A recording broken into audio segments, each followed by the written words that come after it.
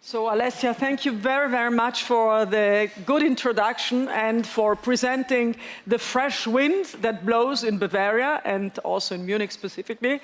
And thank you for being here. I know there is strong competition, but I think that we have the most interesting topic today, SciencePreneurship. How can we build entrepreneurship out of science? And I think that we have fantastic examples. And before we go into discussing with each of you, I would like to show just a little bit counterintuitive analysis.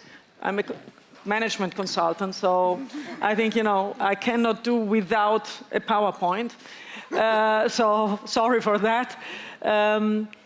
This is a chart that comes from Nature. It was just published a few days ago, and it says the death of disruptive science.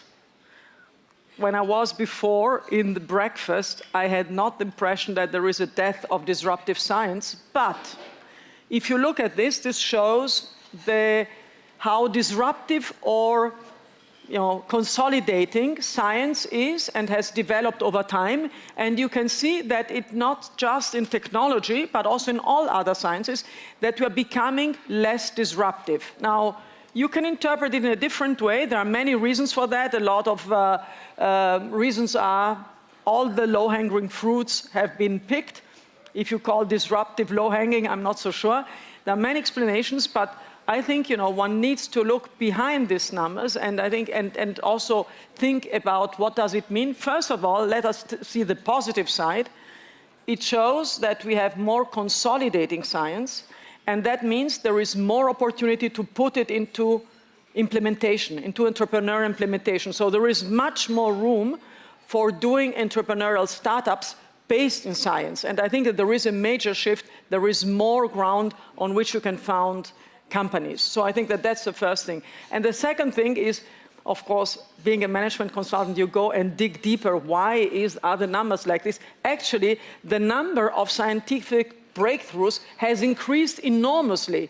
So in terms of number of disruptions, the number in absolute numbers are the same. It's just that the consolidating developments have become more. So I think that that's the first thing. So what do we take out of this chart? There is more room for scientific innovation and for scientific entrepreneurship. That's the first thing. Now, the question is, where does it take place? So if I do a poll, which is the largest startup city in Germany? Okay. I was waiting for that. So, okay, startups have diminished a little bit from 2019 to 2022, a little bit. I think it has also to do with the financing.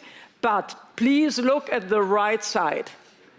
Of the largest cities in terms of per capita startups, Munich is for the first time the #1. And with that, I would just start with you, Helmut. If it's the #1, I think it has to do with Helmut Schönenberger and the wonderful UnternehmerTUM. So you founded it 20 years ago. I remember hearing about this quite a long time, and I thought, it's a spinner, but I think he's somebody who really tries hard.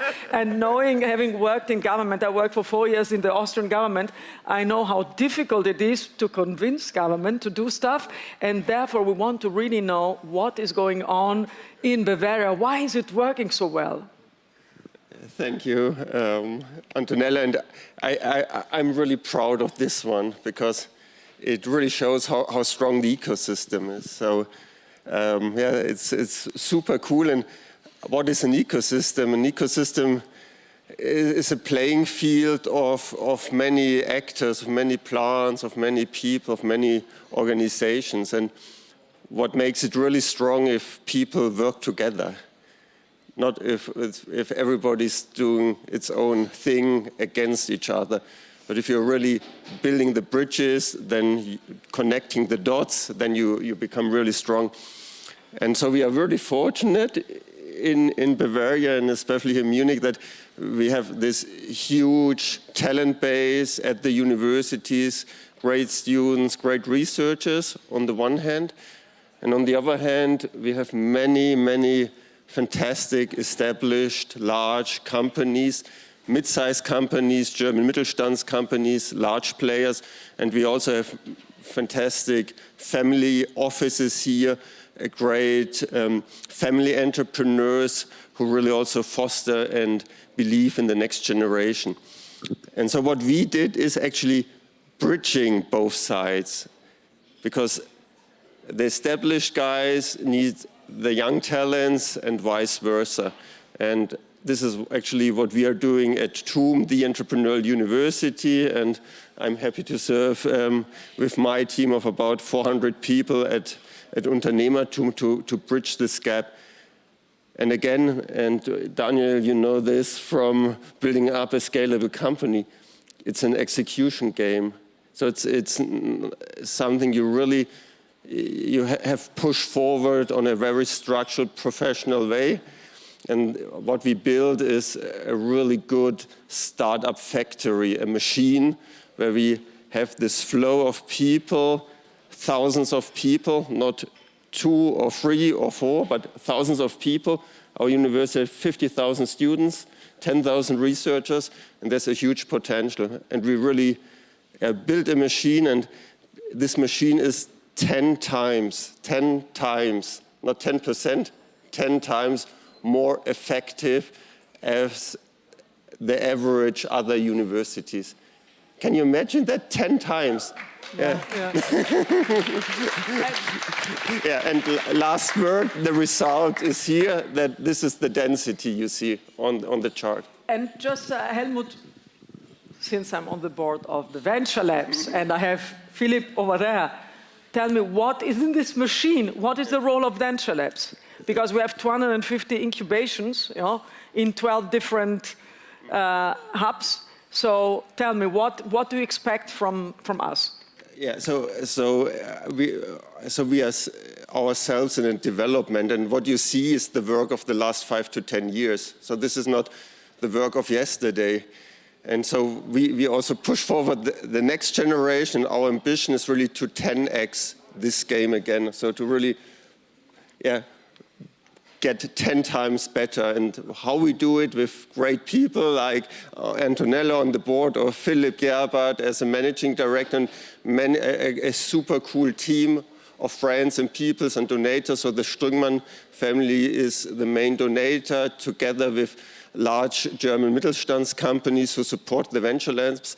And what we basically do is, for the next step, in 11 technology and industry fields where we as TUM are really leading, so like aerospace or food science or robotics or AI, we have now 11 deep dives where we play this game on the next level. Because it's totally different. For example, like Lilium, if you build up an aerospace company, you're in a special market, you have special technology, you have special regulations. This is a game, but if you do a food company, it's, again, other special technologies, other regulations, and this is the next step, and this is how we want to get 10 times better in the next decade. So 10 times better. I mentioned a little bit negatively the dealing with government, but here we have somebody who is a minister, but he is also an entrepreneur. And I think, this makes the real difference. So I'm super impressed. Markus, you are the representative of this new wind and this important, I would say, connecting capability that Bavaria has. And you have a real commitment to not to just 10x. And we would like to understand, what is your vision, and how do you want to get there? Yeah, thanks a lot, Antonella. Well, we see a strong, really intense competition today when it comes to technology and talents globally. And basically for every state, it's important to catch up in this competition. And this was the reason why we decided to even do more. I mean, Bavaria was a very strong country also years ago, with a very strong industry when it comes to automotive, when it comes to space, but that's maybe not enough. So we decided, our Minister President decided a couple of years ago to set up a new program. It's called High Tech Agenda here in Bavaria.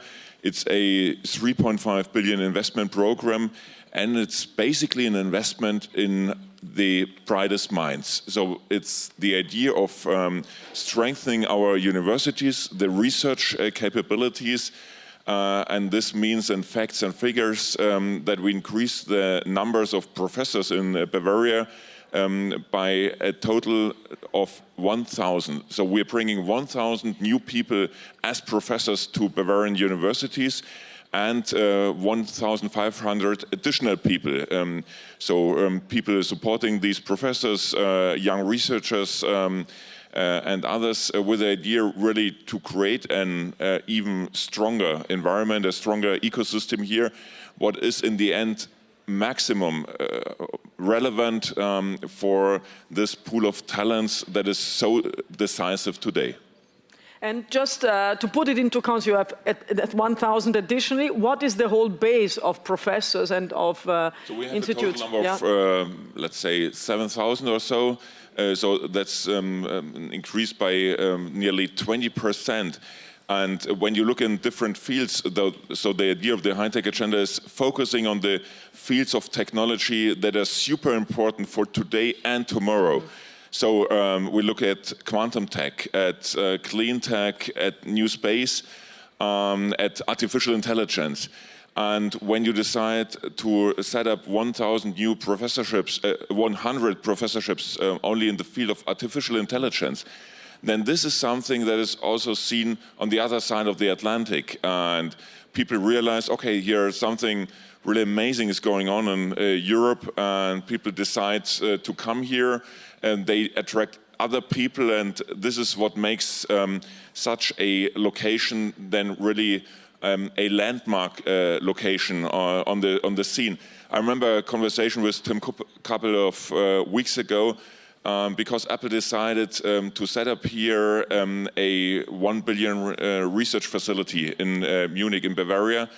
And they decided to choose Munich because Bavaria is one of the 3 hyper-growth locations worldwide, where you can expect more growth, where you see better talents, and by the way, the people are smarter and the weather is better.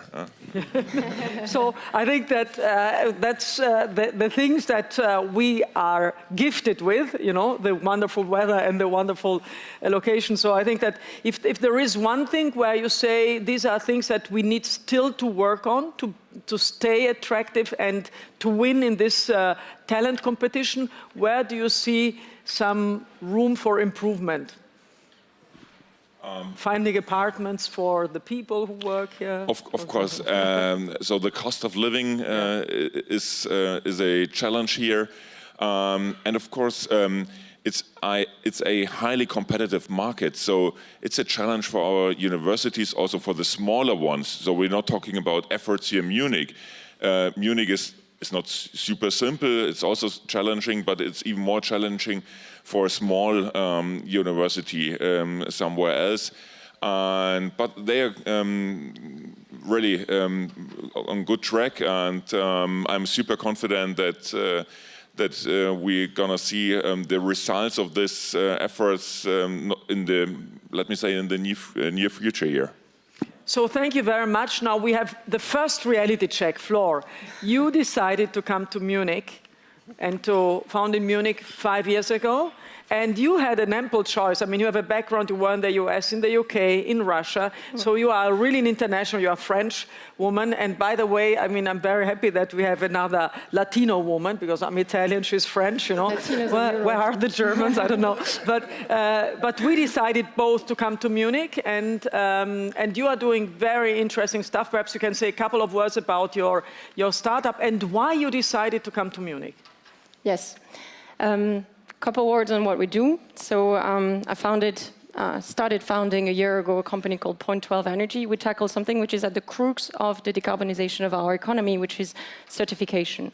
Companies are moving full speed towards low carbon products, but it's actually very complex nowadays to certify. And it's still very manual, still a very old school set of processes. We build the technology, so the hardware and software, to automate certification, starting with the energy sector, which is my background, and starting even more focused with hydrogen.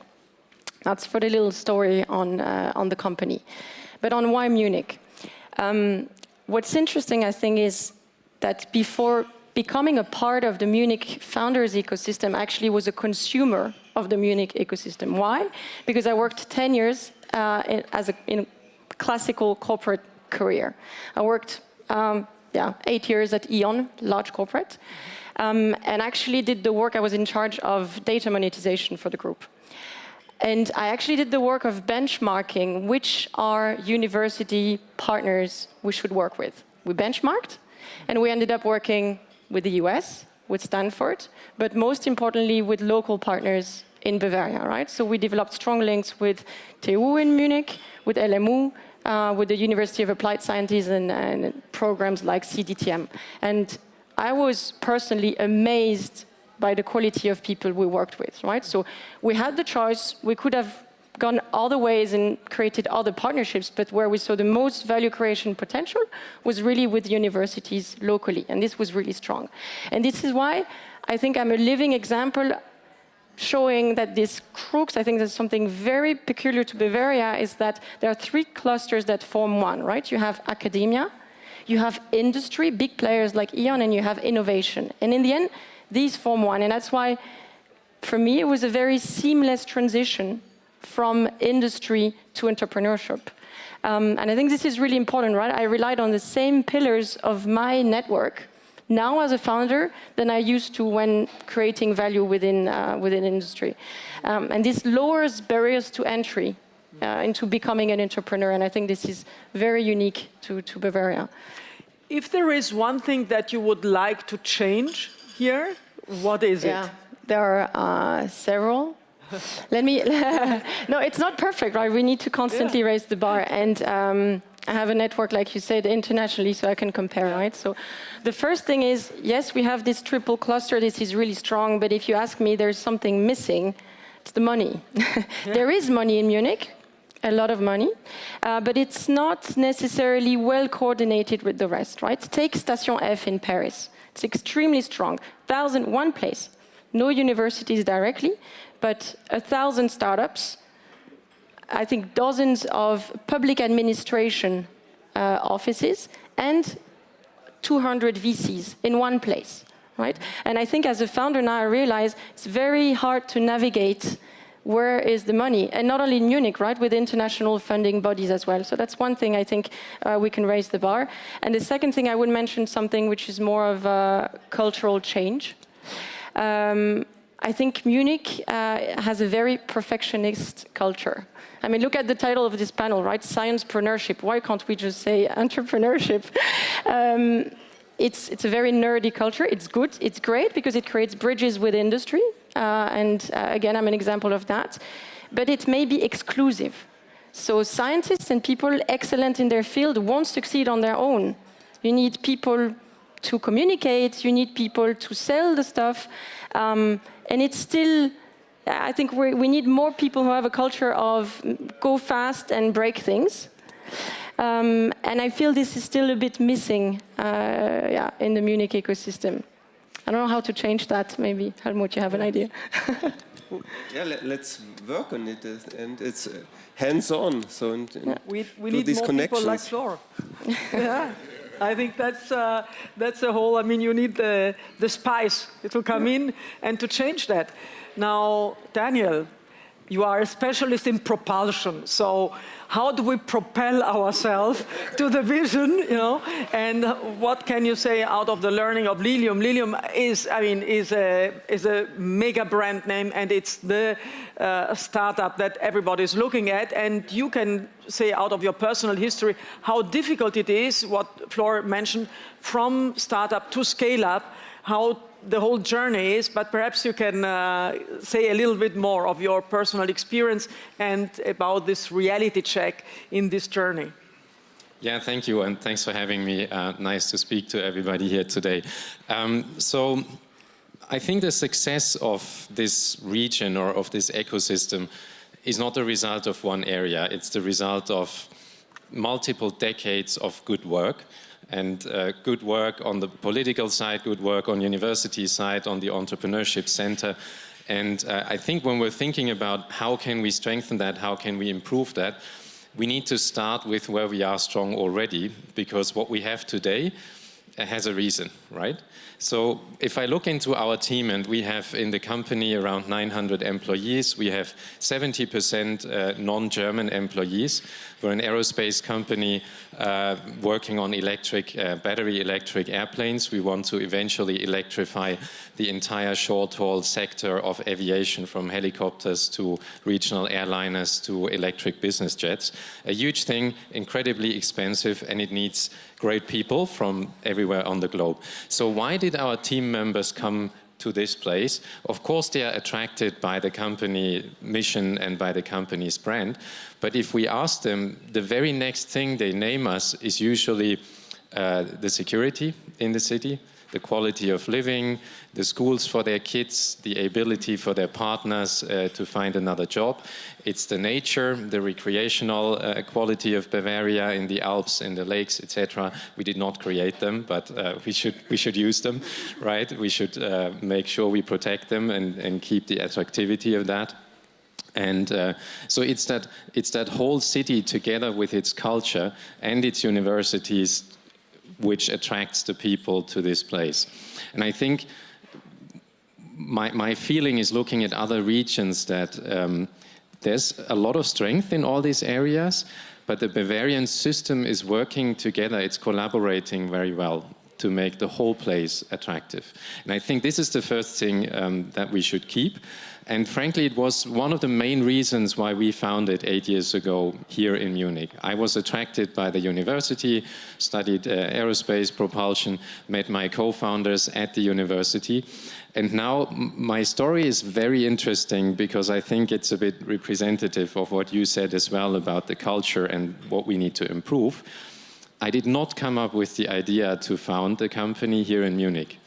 I did an exchange semester abroad in the UK, and I met a lot of people who were constantly talking about building companies and entrepreneurship and breaking things, and they had a different vocabulary which I did not get in contact with here in Germany.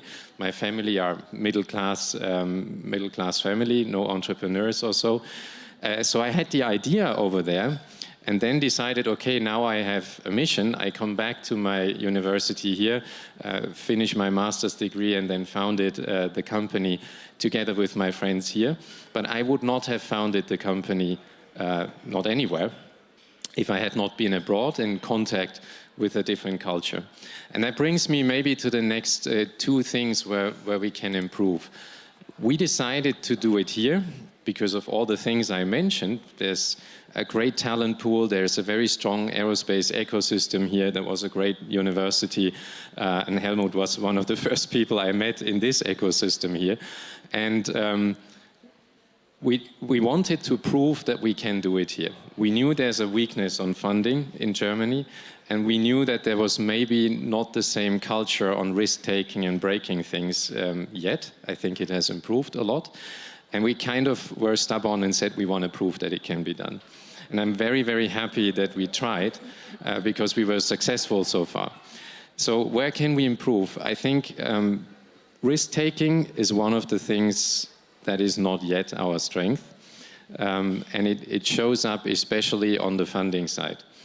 So when you look into the region here in the last couple of years, I think we have gotten quite strong on building up venture capital firms. We're not bad in Munich. There's a couple of firms, and in Germany in general.